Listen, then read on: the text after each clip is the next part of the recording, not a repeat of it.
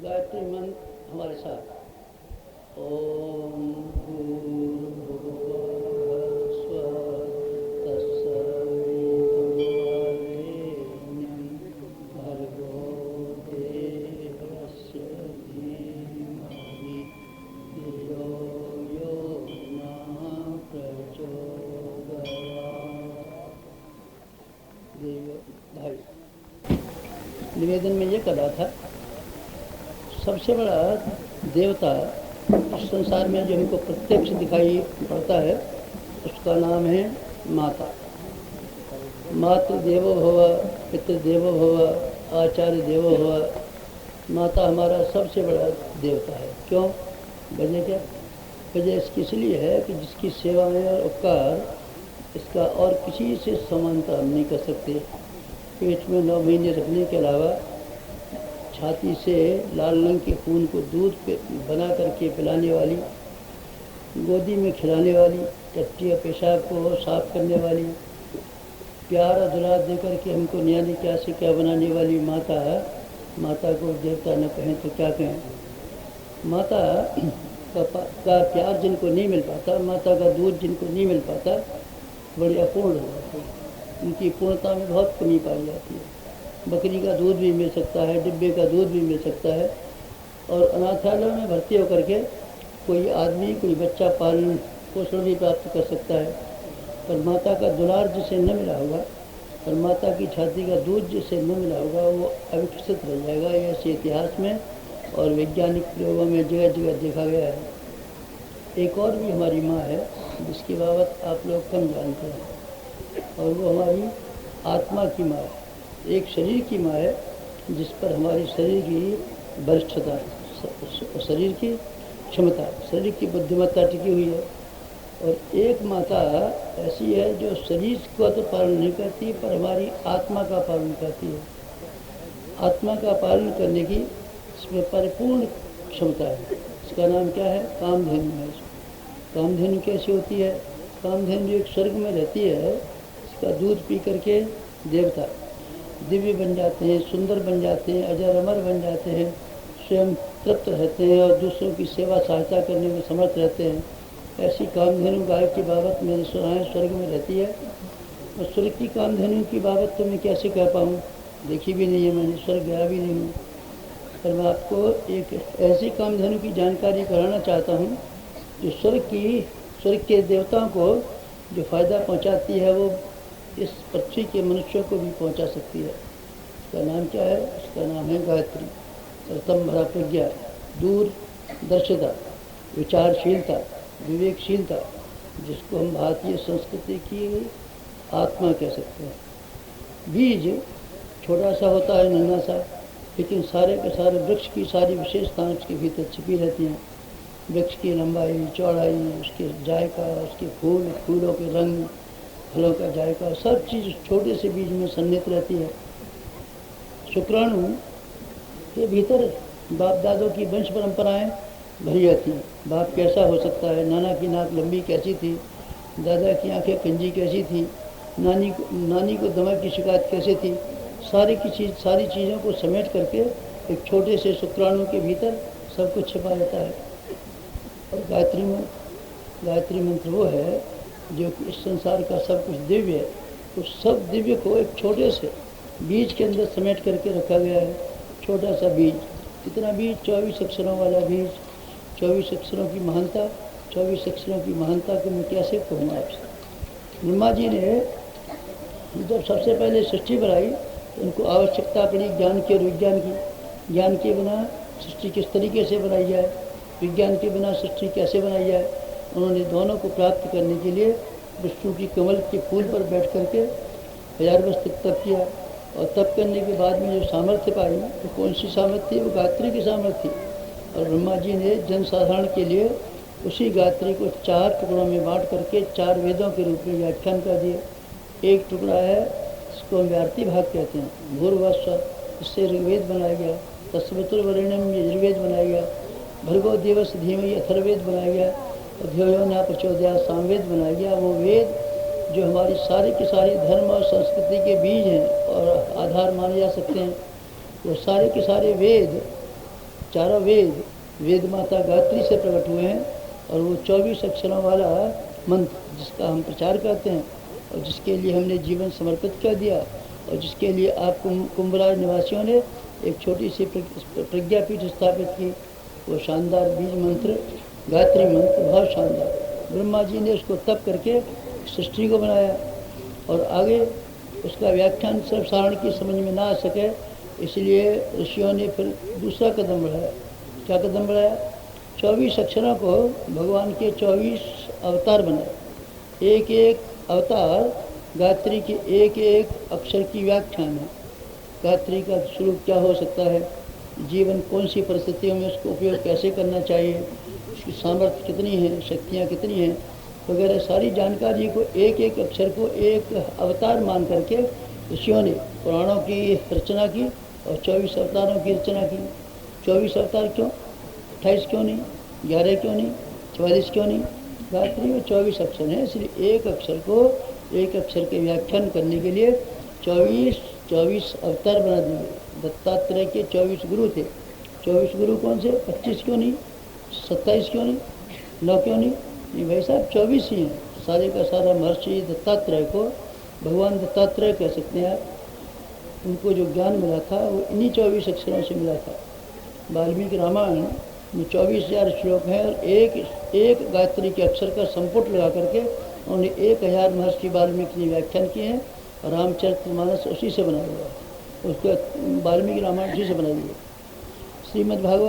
श्रीमद् भागवत में भी एक अक्षर गायत्री का संपुट लगा करके 1000 श्लोक बनाए गए और 24,000 श्लोकों की श्रीमद् भागवत में सत्यम परम धीमहि सारी की सारी धीमहि की गायत्री का व्याख्यान है। उसमें उन्होंने निम्बारकाचार्य ने ये लिखा है टीका करते हुए भागवत का, ये गायत्री का व्याख्यान है।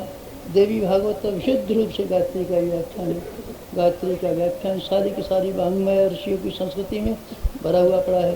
हिंदू धर्म में आपको जो कुछ भी दिखाई पड़ता है श्रेष्ठ और महान ज्ञान की दृष्टि से और विज्ञान की दृष्टि से दोनों का आप सार रूप ढूंढना चाहें तो आप एक बीज में पा सकते हैं, जिसका नाम है गायत्री मंत्र। गायत्री मंत्र बहुत शानदार।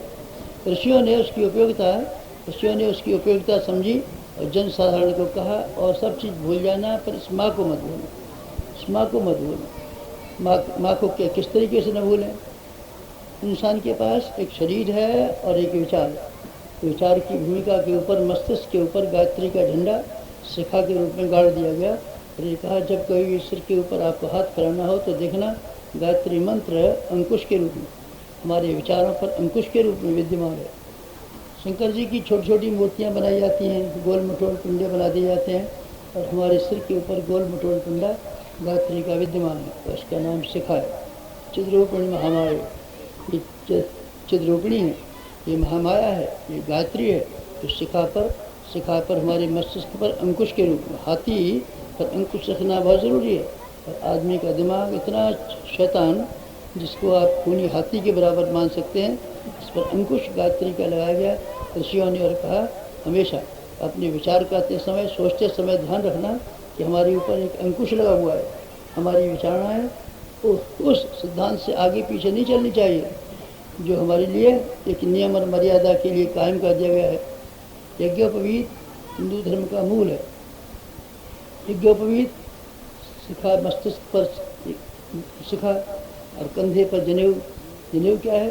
जनेऊ गायत्री मंत्र है। गायत्री मंत्र में 9 अक्षर हैं, 9 शब्द हैं। यज्ञोपवीत में 9 धागे हैं। गायत्री में 3 व्याप्तियाँ हैं, जनेऊ में 3 व्याप्तियाँ हैं, जनेऊ में 3 गांठ लगी हुई हैं। ये क्या है? ये है डिसिप्लिन, अनुशासन। हमको सामाजिक मर्यादाओं का पालन करना चाहिए। ये जनेऊ सिखाता है। रस्से से जानवर को बांध देते हैं और आदमी को इस रस्से से बांध दिया गया है, उसको मर्यादाओं का पालन करना चाहिए। सामाजिक मर्यादाओं का, सिविक सेंस को उसको याद रखना चाहिए। सामाजिक कर्तव्यों की धुरी से बंधा रहना चाहिए और मस्तिष्क के ऊपर अंकुश रखना चाहिए। नीति का, एथिक्स का, धर्म का, अध्यात्म का अंकुश रखे जाए। दोनों तरीके से मनुष्य को बांध दिया गया है। ये गायत्री मंत्र है जो एक अनुशासन के रूप में हर हिंदू के लिए और हर भारतीय के लिए एक अनिवार्य और आवश्यक माना गया है। ये क्या है? ये गायत्री मंत्र है। हिंदू समाज में 2 बार नमाज पढ़ी जाती हैं मुसलमान 5 बार नमाज़ पढ़ते हैं, हिंदू 2 बार नमाज़ पढ़ते हैं, जिसको हम संध्या कहते हैं। संध्या गायत्री के बिना नहीं हो सकती। आपको अपनी मन मर्जी करनी हो तो चाहे जो कर सकते हैं, कौन किस पर रोकेगा। लेकिन अगर आपको शास्त्रीय मर्यादा के हिसाब से प्रातःकालीन या सायंकालीन संध्या करनी हो तो आप गायत्री की उपेक्षा नहीं कर सकते। गायत्री इसका अनिवार्य अंग है। अनिवार्य अंग ऐसी थी गायत्री मंत्र, इसका नाम एक और भी है गुरुमंत्र। गुरुमंत्र क्यों? बच्चे को जब स्कूल भेजा जाता था तो सबसे पहले जो पाठ पढ़ाया जाता था वो गायत्री मंत्र था। गुरु जो शिक्षण करता था पहला पाठ में गायत्री मंत्र सिखाया जाता था, इसीलिए इसका नाम गुरुमंत्र दिया गया है। गुरुमंत्र हिंदू समाज का एक है, मुसलमान का गुरुमंत्र एक है जिसको हम कलमा कहते हैं, ईसाई का गुरुमंत्र एक है जिसको बपतिस्मा कहते हैं, हिंदू का गुरुमंत्र एक है जिसको हम गायत्री कहते हैं। क्या करें? अंधकार का युग, कितना लंबा अंधकार, इसमें हमने जाने क्या से क्या खो दिया। राजनीतिक आज़ादी खो दी, सामाजिक व्यवस्थाएं खो दी, अर्थ खो दिया, प्राचीन काल का गौरव खो दिया, और एक और भी खो दिया, और उस चीज़ का नाम है हमने अपनी माता की पहचान। माता की पहचान ही खो दी। माता की पहचान खो देने के बाद में बच्चे की कैसी मट्टी पलीद होती है आप समझते हैं? बच्चे की बहुत मट्टी पलीद होती है, और हमारी बहुत मट्टी पलीद हुई। कैसे हुई? हमने अपनी माँ को छोड़ दिया। माँ से जिससे हमको प्यार मिलता था, दुलार मिलता था, और आत्मा का परिपोषण मिलता था, जिस परिपोषण को पाने के बाद में यहाँ के नागरिक देव मानव कहलाते थे। और ऐसे शानदार देव मानव थे जो अपने देश में शांति रखते थे, सुव्यवस्था रखते थे, समृद्धि रखते थे, संस्कृति रखते थे, और इन चीज़ों को फालतू हो जाने पर सारे विश्व में बांटते फिरते थे। अमेरिका में आप चले जाइए, पीरू से लेकर के कहाँ तक प्राचीन काल की वो सभ्यता जिसके बारे में आज ये मानना पड़ रहा है। अमेरिका कोलंबस का बसाया हुआ नहीं है, निग्रोज का नहीं है, आदिवासियों का नहीं है, रेड इंडियनों का नहीं है, बल्कि ये भारतीयों का है। किसी ज़माने में यहाँ अमेरिका में भारतीय बसे हुए थे। सूर्य मंदिर पाया गया है, और भारतीय कैलेंडर इतना शानदार पाया गया है जो हिंदुस्तान में भी इससे अच्छा कैलेंडर नहीं मिल सकता। ये क्या चीज़ है? भारतीय सभ्यता सारे विश्व के कोने कोने पर फैलती फिरती थी अपने यहाँ सुख और समृद्धि के बाद में। ऐसी शानदार थी हमारी संस्कृति, और इस संस्कृति की मूल थी गायत्री। तो हम क्या कर सकते हैं? हम सब भूल गए। किसने खो दिया? अंधकार के रात्रि में क्या क्या होता है आपको मालूम है? चमगादड़ चलती हैं, उल्लू चलते हैं, सांप चलते हैं, बिच्छू चलते हैं, चोर चलते हैं, उचक्के चलते हैं, शराबखोर चलते हैं, रंडियाँ चलती हैं। सब कुछ रात्रि के समय पर चलता है और हम भटक जाते हैं। ज़रा सी दूर जाना चाहते हैं, झाड़ियाँ हमको काटने के लिए आती हैं। ज़रा सी दूर चलना चाहते हैं, ठोकरें हमको लगती हैं रात्रि के समय में। और हमने 2000 वर्ष तक रात्रि के अंधकार में भटकते रहे। माँ को भी त्याग दिया। माँ को किसने त्यागा? हम किसको बताएं? किसने त्यागने के लिए मजबूर किया हमको? लोगों ने हमसे कहा केवल गायत्री मंत्र जो सूरज की तरीके से है। सूरज सबका है, चंद्रमा सबका है, धरती सबकी है, हवा सबकी है, गंगा सबकी है, पहाड़ सबका है। जो भगवान ने बनाई हुई चीज़ें हर इंसान की हैं। लेकिन हमसे बताया गया अंधकार के युग में किन्ने कहा, मैं किनका नाम लूँ आपसे? एक ने हमसे ये कहा 4 वर्ण होते हैं, 4 वर्ण में से एक वर्ण उपासना कर सकता है, 3 वर्ण नहीं कर सकते। अर्थात 3/4 आदमियों का कोई ताल्लुक नहीं है, 1/4 आदमी तक ये गायत्री मंत्र सीमित है, वही लोग लाभ उठाएँ। उसमें भी दूसरे भाई साहब ने फिर ये कहा सारे ब्राह्मण नहीं जप सकते, आधी औरतें उसमें से नहीं जपना चाहिए, औरतें नहीं जप सकती। 1/8 का गायत्री मंत्र है। 1/8 के मंत्र की बात पूरी नहीं होने पाई जब तक एक और आए स्वामी जी, और वो बोले कलयुग में सांप लग गया है, जो कोई जपेगा नरक को चला जाएगा। फिर एक और पंडित जी आए, उन्होंने ये कहा ब्रह्मा जी ने शाप दे दिया है और विश्वामित्र ने शाप दे दिया है। ये पूछा गया क्यों? ब्रह्मा जी ने तो 1000 वर्ष तक तप करके गायत्री माता को सिद्ध किया था, उससे ज्ञान विज्ञान बनाया था, शाप करने की ज़रूरत क्यों पड़ गई? नहीं साहब, आपको मालूम नहीं है, शाप लग गया है उनको। और फिर किसने शाप दे दिया? विश्वामित्र ने। विश्वामित्र कौन है? विश्वामित्र वो है जिसने प्रत्येक वेद मंत्र का एक ऋषि होता है, गायत्री मंत्र का एक ऋषि है जिसका नाम है विश्वामित्र। विश्वामित्र ने शाप दे दिया। जिसको PhD किया उसी को शाप दे दिया, जिसका D.Litt किया जिसके ऊपर पारंगत हुआ उसी को शाप दे दिया।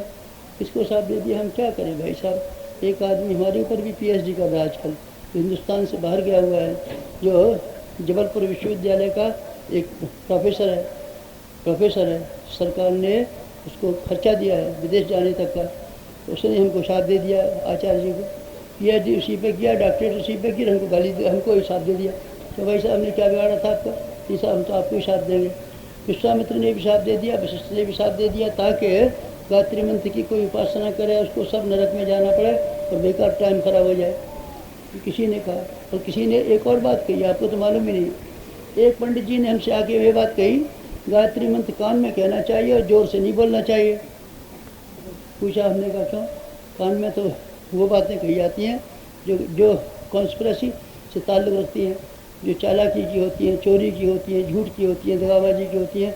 अच्छी बातें तो खुलेआम हम कह सकते हैं, आपको हम अच्छी बातें कह रहे हैं, इसलिए हमको खुले बात कहने का हक है। लेकिन अगर हम आपसे कुछ ऐसी बातें कहें जो बाकी पड़ोसियों को ख़राब मालूम पड़े, आपको अलग बुलाना पड़ेगा, कान में बात कहनी पड़ेगी और ये कहना पड़ेगा, देखिए किसी और से कहना मत। गायत्री मंत्र का ख़राब बात है तो ठीक है, हमको किसी से भी नहीं कहना चाहिए, मुँह में ही रखना चाहिए। लेकिन अगर अच्छी शिक्षाएँ उसके भीतर है तो क्यों नहीं कहना चाहिए। अंधकार के युग में न्याने क्या से क्या होता रहा, अंधकार के युग में न्याने क्या से क्या होता। हर चालाक बाबा जी अपने अपने नाम के मजहब, अपने अपने नाम के मंत्र, अपने अपने नाम के देवी देवता जाने क्या बना दिए। सारी की सारी हिंदू संस्कृति छिन्न भिन्न हो गई, अस्त व्यस्त हो गई, बिखर बिखर के टुकड़ों के रूप में बिखर गई। हर एक अलगाव अलगाव अलगाव, एक रूपता कहीं रही नहीं। ईसाई में एक रूपता अभी भी है, मुसलमान में एक रूपता अभी भी है, सिख में एक रूपता अभी भी है, पर टुकड़ों में कटा हुआ हमारा हिंदू समाज अंधकार में सब बिखर गया। अब सौभाग्य का सूर्य उदय हो रहा है, सौभाग्य का रात मालूम पड़ता है ख़त्म होने जा रही है और सूरज फिर से निकल रहा है। सूरज निकल रहा है, आपने देखा हुआ सूरज निकलने के समय पे कैसी मस्ती छाई दिखाई पड़ती है। चिड़ियाएँ चहचहाती हैं, मोर नाचते हैं, कमल खिलते हैं, फूलों में खुशी मालूम पड़ती है, हवा ठंडी ठंडी चलने लगती है और हर आदमी के भीतर एक जोश मालूम पड़ता है, जीवन मालूम पड़ता है, कुछ करना ही चाहिए। रात की नींद सब चली जाती है, उल्लू भाग जाते हैं, चमगादड़ भाग जाते हैं, चोर भाग जाते हैं, बिच्छू भाग जाते हैं और रंजियाँ किवाड़े बंद करके सो जाती हैं। सवेरा जो हो गया मालूम होता है और हमारे मुल्क का और हमारे भाग्य का और हमारी संस्कृति का सवेरा फिर से शुरू आ गया। और हम उस गायत्री को, जो हमारा प्राण था, जो हमारी रीढ़ की हड्डी थी, जो हमारी संस्कृति के साथ में गुथी हुई है, कितनी शानदार गायत्री की संस्कृति, इसको हमने टुकड़ों में बांट दिया। एक बार जामिया मिल्लिया का उद्घाटन करने के लिए गांधी जी दिल्ली गए, हकीम अजमल खां और दूसरे कांग्रेस के नेता भी वहाँ मौजूद थे। उन्होंने आधा घंटे में उद्घाटन भाषण समाप्त किया और पूरे के पूरे आधा घंटे में गायत्री मंत्र का व्याख्यान किया। गांधी जी जब व्याख्यान कर चुके तो सारे मुसलमानों ने नाराज़गी जाहिर की कि आपको तो ये तो हिंदुओं का मंत्र है और आपको यहाँ जामिया मिल्लिया के उद्घाटन में ये बात क्यों कहनी चाहिए थी, और दूसरी बातें कह सकते थे।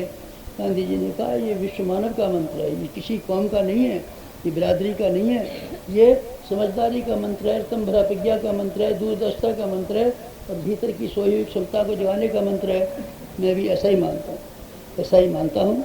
अब ऐसा मालूम पड़ता है कि हमने उस संस्कृति को फिर से पाया है और हमने उस खोई हुई अपनी मणि को, मैंने सुना है सांप के पास कोई मणि होती है और जब मणि उसकी खो जाती है तो मुर्दा जैसा हो जाता है।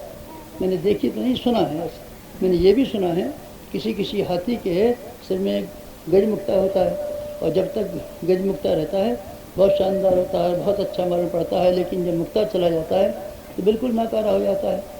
हाथी की बाबत ये बात सही है गलत मैं कह नहीं सकता, सांप की बाबत कहाँ तक सही है ये भी नहीं कह सकता, पर मैं इंसान की बात कह सकता हूँ और भारतीय संस्कृति की बात कह सकता हूँ कि जिसके भीतर वो कामधेनु जैसी क्षमता थी जिसको हम गायत्री मंत्र कहते हैं, हमने भुला दिया और भुला देने के बाद में मणि सांप की तरीके से और मणि हाथी के तरीके से हम असहाय हो गए और बेकार हो गए और कमज़ोर हो गए, रमदीनहीन हो गए।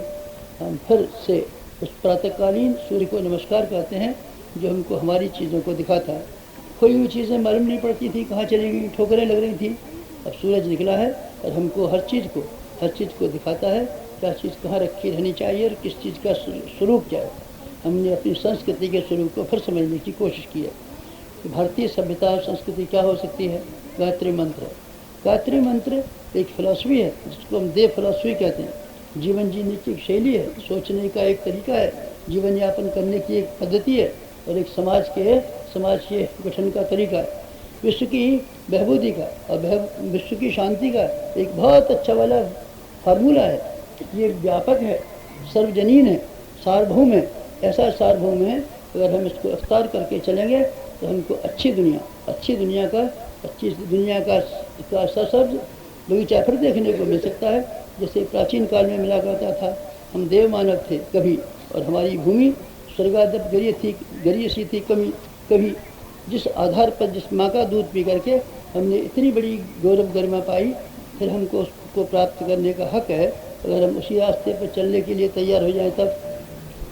गायत्री मंत्र ज्ञान है, जिसको मैं अभी भी निवेदन कर रहा था, जिसको पाकर के मनुष्य वेद माता इसका नाम है, देव माता इसका नाम है, विश्व माता इसका नाम है। ये किसकी व्याख्या कर रहा हूँ? मैं फिलॉसफी की व्याख्या कर रहा हूँ। एक और भी इसका हिस्सा है जो फिलॉसफी नहीं है, जो कि साइंस है। गायत्री का एक अंश साइंस से संबंध रखता है। साइंस का संबंध क्या है?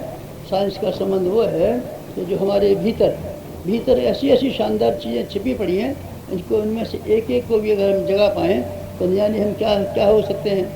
भगवान ने अपनी सारी की सारी विशेषताओं को समेट करके छोटे से रूप में इंसान के भीतर इस तरीके से बंद करके रख दिया है, अगर इसमें से एक को भी जगाया जा सके, आदमी सामान्य नहीं असामान्य हो सकता है, देवता हो सकता है। इंसान ही देवता होते रहें, इंसान ही भगवान होते रहें, इंसान ही अवतार होते रहें, अवतार भी इंसान होते रहें। इंसान उन्हें कहते हैं जिनके जन्म हुए हैं और जो मौत के मुंह में चले गए, वो सब इंसान हैं। या भगवान कहिए तो मुझे भगवान कहने में क्या एतराज़ है? श्री कृष्ण भगवान का जन्म हुआ था और उनको बेरावल में मारे गए थे, इंसान थे। हाँ, इंसान भी हो सकते हैं, तो मुझे भगवान कहने में भी कोई एतराज़ नहीं। रामचंद्र जी रामनवमी के दिन पैदा हुए थे और एक दिन मारे भी गए थे।